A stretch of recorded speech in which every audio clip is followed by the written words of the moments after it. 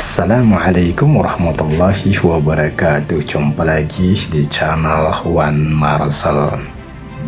Ada berita yang menghebohkan terkait dengan ada upaya atau misi terselubung yang dibawa oleh pelaksana tugas Gubernur DKI Jakarta Heru Budi, yang disebut-sebut misi tersebut adalah upaya untuk bagaimana menjegal Anies Baswedan untuk tidak bisa jadi Presiden Republik Indonesia.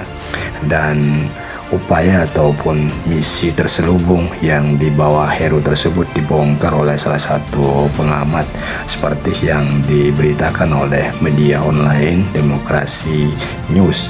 Dan coba kita lihat ya, ada banyak sekali komentar-komentar warganet terkait dengan ada misi terselubung seperti yang dibongkar ataupun disampaikan oleh salah satu pengamat sebagaimana yang diberitakan oleh media online Demokrasi News.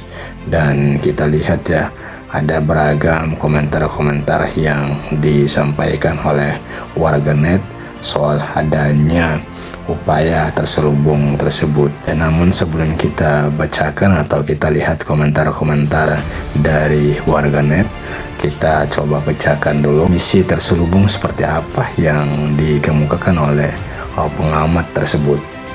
Pokoknya Anies Baswedan gak boleh menang Pilpres. Misi terselubung Heru Budi dibongkar tanpa ampun. Demokrasi ID. Pengamat politik dari Universitas Al-Azhar Indonesia, Ujang Komarudin, menyoroti langkah pejabat PJ Gubernur DKI Jakarta Heru Budi Hartono yang perlahan-lahan menghapus jejak-jejak peninggalan ex-gubernur Anies Baswedan. Ujang menilai hal itu dilakukan oleh Heru karena sejak awal dipilih oleh Presiden Joko Widodo, dirinya memang diberi misi khusus untuk menghabisi apapun program Anies, baik program yang mendapat respon positif dari masyarakat maupun yang tidak. Kita lihat kasus di Jakarta sangat jelas bahwa apa yang dilakukan Heru ya tadi, dia punya tugas, punya misi secara politik untuk memberangus kebijakan Anies, baik yang bagus maupun yang jelek, kata Ujang Kamis 15 Desember 2022. Bukan hanya program, Heru Budi juga membabat habis orang-orang yang bekerja dengan baik saat Anies menjabat, bukan hanya di lingkungan Pemprov DKI tapi juga di jajaran direksi badan usaha milik daerah BUMD, seperti yang terjadi di PT Jakarta Propertindo Jakpro. Jadi untuk membabat habis program-program Anies, jadi apapun program Anies termasuk orang-orangnya di birokrasi maupun di BUMD ya harus disikat terus dihabisi, ujarnya. Ujang menilai sejumlah langkah itu diambil Heru supaya elektabilitas Anies Baswedan terganggu, mengingat saat ini Anies tengah berjuang di bursa pencapresan demi mendapatkan tiket di Pilpres 2024, agar ketika Anies menjadi capres, seandainya Anies mendapat tiket itu elektabilitasnya tidak bagus, lalu juga ketika jadi capres paling tidak di DKI kalah, ujarnya. Ujang berpendapat langkah Heru yang terkesan ingin membumi hanguskan peninggalan Anies itu syarat akan muatan politik, sebab di sisi lain Anies juga dianggap sebagai lawan politik oleh Heru. Jadi sangat jelas arahnya pada persoalan Pilpres 2024, dan itulah dinamika politik kita seperti itu yang terjadi, kata Ujang. Anies ini dianggap lawan politik, makanya apapun harus didegradasi, apapun harus dihancurkan agar ketika nyalon Pilpres bisa kalah di DKI atau di nasional, sambungnya. Jadi seperti itulah penilaian yang disampaikan oleh salah satu pengamat yang menyebut Heru Budi, pelaksana tugas Gubernur DKI Jakarta itu memiliki misi untuk menjegal ataupun untuk menghalangi Anies Baswedan maju sebagai calon presiden. Dan kita lihat ya, ini ada banyak sekali komentar-komentar warganet seperti yang disampaikan oleh Teruli Tobing, kalau pemerintah benar kenapa takut Anies jadi presiden. Kemudian dari Baso Seno, emang kejahatan akan menang, gak ada kisahnya. yang ada pasti lenyap. Kemudian dari Fazai, manusia baik pasti akan selalu dihalangi oleh orang-orang syirik dan jahat dengan berbagai cara. Kemudian dari Ivola PJP, lah gimana mau menang pilpres, status capres juga belum resmi.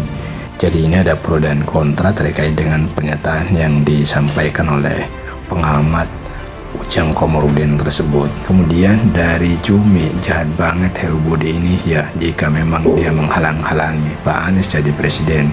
Hidup sekali kau jahat demi harta, mati nggak bawa apa yang kau bawa kejahatan. Kemudian dari perempat final, celakanya jadi orang suruhan hanya nunggu perintah tuannya.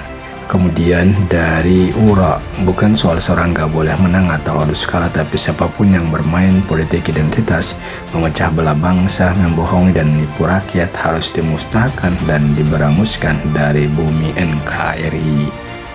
Jadi ada pernyataan kontra, tapi apakah memang faktanya demikian? Justru kalau kita melihat bahwa tudingan terhadap Anies Baswedan soal tokoh yang selalu menjadi simbol politik identitas itu kan tidak terbukti.